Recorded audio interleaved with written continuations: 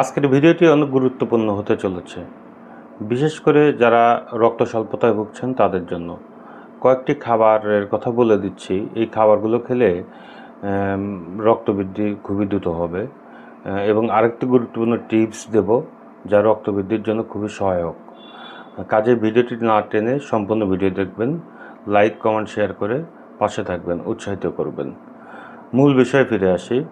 রক্ত বৃদ্ধির জন্য কলিজা, লাল মাংস, ছোট মাছ, ডিম, কচু শাক এবং অন্যান্য গাঢ় সবুজ শাক, ডাল, সিম জাতীয় খাবার এগুলো খেলে রক্ত বেশ ভালো পরিমাণ উৎপাদন হয় এবং সেই সাথে লেবু, আমলকি এইগুলোর মতো যে ভিটামিন সি সমৃদ্ধ খাবার আছে এগুলো খেলে আমাদের শরীরে যে আয়রনের অভাব, সেই আয়রনজনিত যে কারণে রক্ত স্বল্পতা হয়, এইটা